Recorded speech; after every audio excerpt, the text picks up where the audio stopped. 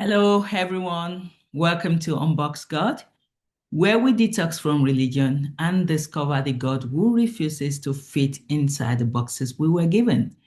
I'm Todo Sarah Johnson, and here we explore who God really is, beyond fear, beyond formulas, and beyond everything we were taught to perform.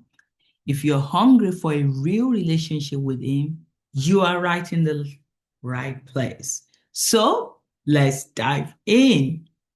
So, this message today is going to be part of my playlist on my channel, Let's Talk Religion. And the title is When Religion is All You Know, but God Feels Far Away. And that was me 2 years ago when I thought I knew God, but all I knew was religion. Have you ever done everything right spiritually? You prayed, you fasted, you served in the church, you showed up in every meeting, and still felt like you didn't really know God. I don't know whether that's been your own experience, but that was my experience for 24 years when I thought I was born again. And of course, everybody sees born again as the ultimate. That once you're born again, automatically, you know God. But what a deception. And if you felt the way I felt, I want to let you know that you are not crazy and you are not alone. I've been there as well. And I'm still on this journey of peeling off, deconstructing from religion. And the problem is, religion is all we knew. Religion is the path that we've been sold that leads to heaven. And for you to get to that final destination, heaven, religion has to be the path that takes you there. And for you to be able to abide with this path, there are so many rules and regulations that you need to keep on the journey. And you try to be a perfect Christian, like I tried. And despite all of these activities, despite all of this surrendering I think I was doing, I still thought that I don't know whether I know God. And I felt if I stop doing all these things, will God leave me? Will I miss heaven? Will something bad happen? So what do you keep doing even when you were already exhausted from the rigmarole, from the hamster wheel? Because when you keep doing, it gets to a time you're just fed up. But I kept going. And outside, it looked like I am a committed, born-again Christian. But inside, it often felt like fear and pressure. And imagine how many people are carrying this fear and pressure every blessed day. As I'm recording this message today, this is 23rd of November, Sunday in the year 2025. There's a lot of people that are going in and out of church as I'm talking now. And what are we looking for? We are all looking for the path that leads us to heaven. When you look at it, that's only what people care about. It's just their final destination. It's the fear of not going to hell. But no one ever really told me that, Tolu, God isn't just looking for your performance, He's longing for your companionship. No one taught me that God wasn't waiting for me at the end of my journey, holding a scorecard. He was walking beside me the whole time, waiting for me to finally turn and say, God, how are you doing today? Like I do call him, Papa, how are you doing today? By the way, I've spoken to him already this morning before I started this conversation. We had at least 30 minutes of good conversation, and I loved it. I loved it.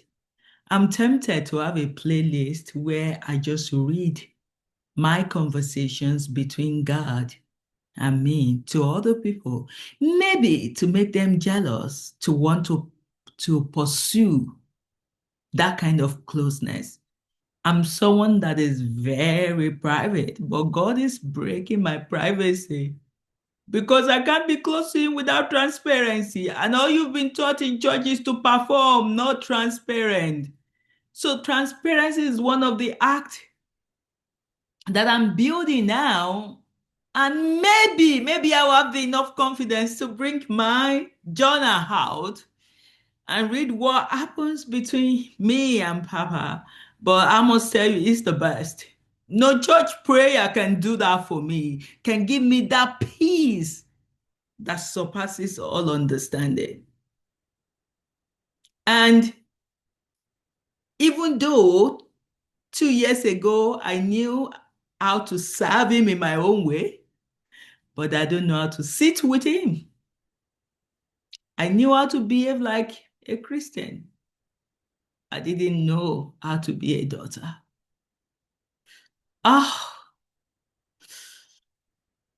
like 18 months ago, it still makes me emotional when I remember when Papa looked at me and said, Tolu, I've always loved you. And each time I'm showing you my love, but you keep pushing me. So I wait for you for when you're ready to accept my love. That really broke me. It really broke me. And I began to consciously start accepting that I deserve love and that he really loves me.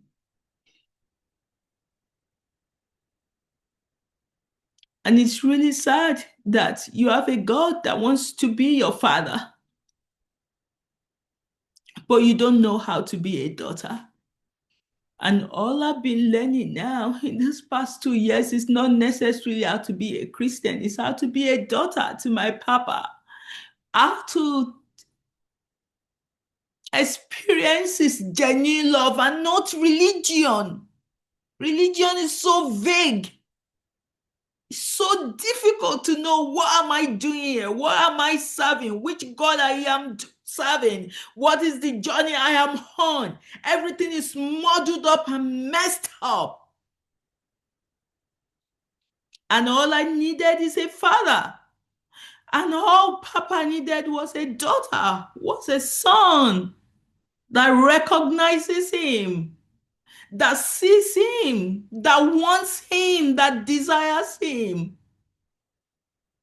No, Papa loved giving me analogy because I love analogy a lot. And in this past 2 years, he knows so well that I love analogy, so he gives me so much of it. But I am going to give you an analogy to make this message maybe a little bit more clearer.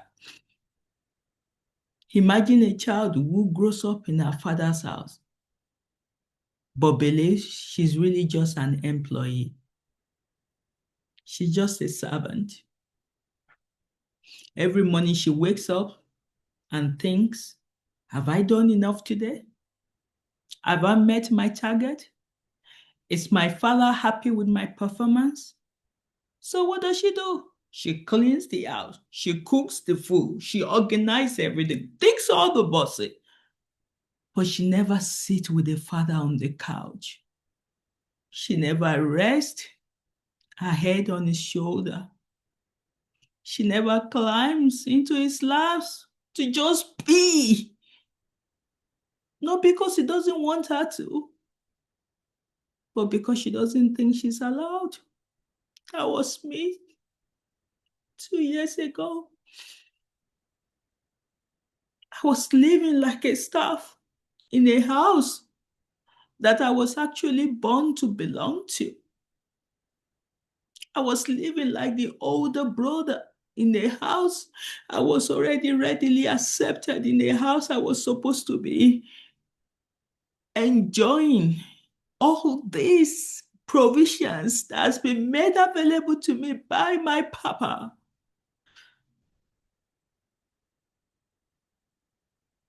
But I didn't know how to be a daughter. I was living like a slave. And that's how religion had me living with God.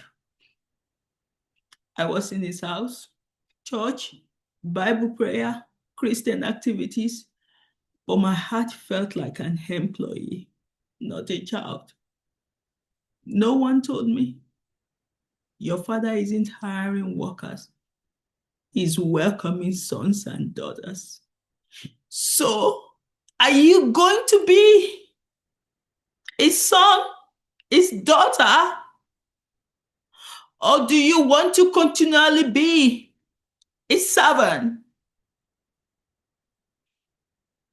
Because the choice is yours.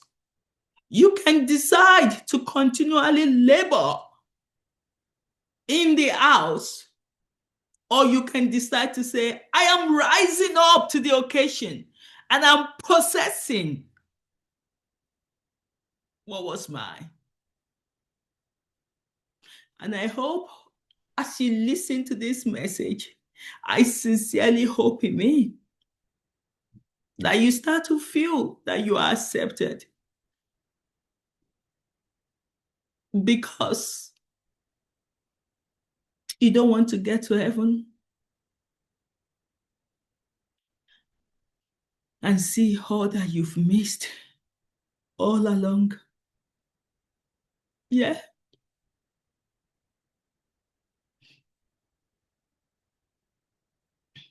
You want to know that He's ready to take you. He's happy. He's there at the other hand. So if this resonates with you, I want to invite you to pray something very simple today. You don't have to close your eyes. If you are watching on a train or cooking or doing something, you can just whisper this in your heart. God, if you're really this close, if you're really kinder than religion showed me, please reveal yourself to me. I don't just want rules anymore.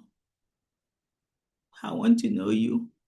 Teach me the difference between duty and relationship. I'm tired of being an employee. Show me how to live as your child. Amen. That's it. That simple prayer can begin a brand new journey to you. And if today's message touched you, let me know in the comments. I am tired of religion. I want authenticity. Or I want to know God for myself. And I hope that you are blessed. God bless.